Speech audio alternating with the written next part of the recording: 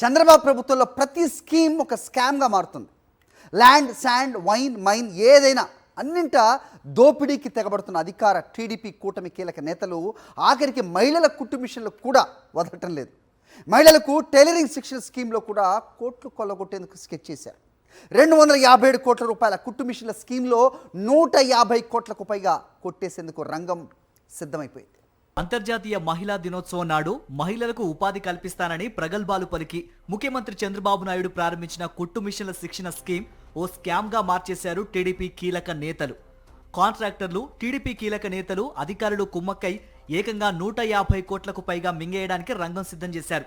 మహిళలకు టైలరింగ్ లో శిక్షణ ఇచ్చి కుట్టు మిషన్లు అందించే పేరుతో 257 కోట్ల రూపాయలతో చేపట్టిన స్కీమ్లో దాదాపు 154 కోట్లకు పైగా దండుకోవడానికి సిద్ధమైంది.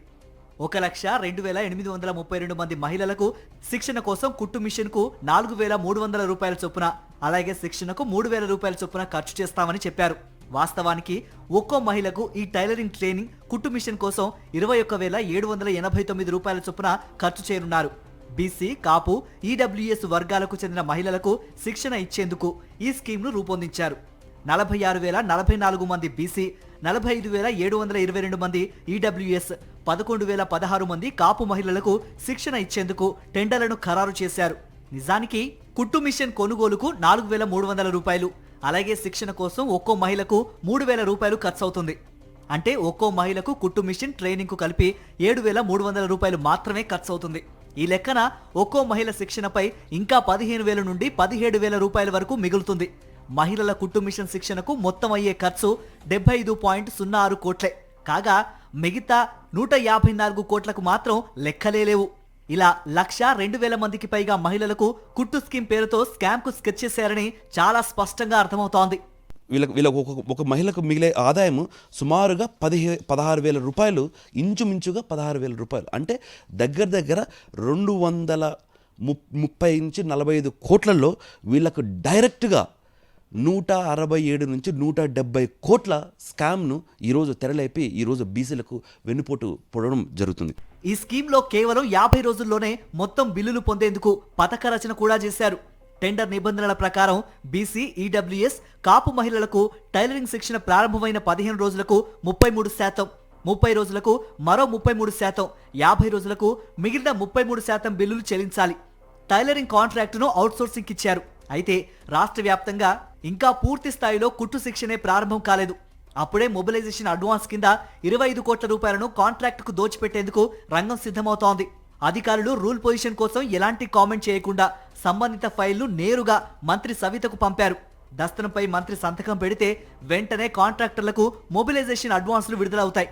బిల్లులు రాగానే కాంట్రాక్టర్లను తెరపైకి తెచ్చిన టీడీపీ నేతలు ఆ సొమ్ములు కొల్లగొట్టడానికి సిద్ధంగా ఉన్నారు. కుట్టు స్కీమ్ లో స్కామ్ చేసిన పథక రచనలో చంద్రగిరికి చెందిన తెలుగుదేశం పార్టీ నాయకుడు, ఓ రిటైర్డ్ ఐఏఎస్ అధికారి కీలక పాత్ర పోషించారు. దోచుకోవడమే లక్ష్యంగా ఈ పథకాన్ని సిద్ధం చేసిన టీడీపీ నేతలు టెండర్ల దశ నుంచే చక్రం తిప్పడం మొదలైంది. ప్రీ బిడ్ లో మొత్తం 65 కంపెనీలు పాల్గొంటే 56 సంస్థలను ముందే తిరస్కరించారు. కుట్టు శిక్షణలో విశేష అనుభవంతో పాన్ ఇండియా కంపెనీగా గుర్తింపున్న ఐసీఏను కూడా తిరస్కరించడం విచిత్రం. టెండర్లలో తక్కువ మొత్తానికి కోట్ చేసిన సంస్థను కాదని, అంతకంటే ఎక్కువ కోట్ చేసిన మరో 2 సంస్థలను కలిపి రంగంలోకి దించారు. మిగిలిన 9 కంపెనీలలో 6 సంస్థల టెండర్లను తెరవక ముందే తమదైన శైలిలో పక్కకు తప్పించేశారు. అంటే మొత్తం 65 కంపెనీల్లో 62ను తొలగించేశారు. ఇది కేంద్ర ప్రభుత్వ నిబంధనలకు విరుద్ధంగా జరిగిందే. చంద్రబాబు ప్రభుత్వం తమ వారికి శిక్షణ కాంట్రాక్ట్ అప్పగించడానికి ఇన్ని అడ్డంకులు పెట్టినా తట్టుకొని శ్రీ టెక్నాలజీ తక్కువ మొత్తానికి కోట్ చేసి L1 గా నిలిచింది. కానీ దానిని బెదిరించి 5% పని మాత్రమే అప్పగించారు. L2, L3 గా నిలిచిన సంస్థలకు మాత్రం 95% పని ఇచ్చారు. L1 కంటే కూడా L2, L3కి ఎక్కువ శాతం పని ఇచ్చారంటేనే దోపిడీకి ఏ రేంజ్ లో ప్లాన్ చేశారో అర్థమవుతోంది. దీంట్లో శ్రీ టెక్నాలజీస్ అనే కంపెనీ, L1 కంపెనీకి టెండర్ వచ్చింది. టెండర్ వస్తే వీళ్ళు ఏం చేశారు, వీళ్ళు మా కుంభకోణానికి ఈ కంపెనీ సహకరించదనేసి ఆ శ్రీ టెక్నాలజీ అనే ఎండీని పిలిపించి బెదిరించి వాళ్ళకు కేవలం 5 కుట్టు మిషన్లకు వరకే వాళ్ళకి L1 కాంట్రాక్టర్ ఇచ్చి మిగతా సేప్ అండ్ కర్డ్ కంపెనీస్ L2, L3గా ఈ ఉన్న కంపెనీస్కి మిగతా ప్రాజెక్ట్ అంతా వాళ్ళకి ఇవ్వడం జరుగుతుంది.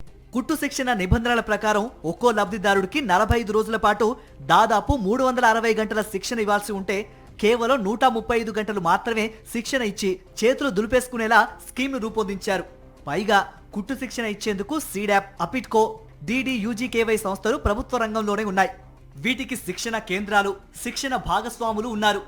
స్కిల్ పోర్టల్స్, అన్ని జిల్లాల్లో పర్యవేక్షణ వ్యవస్థ, సిబ్బంది సైతం ఉన్నారు.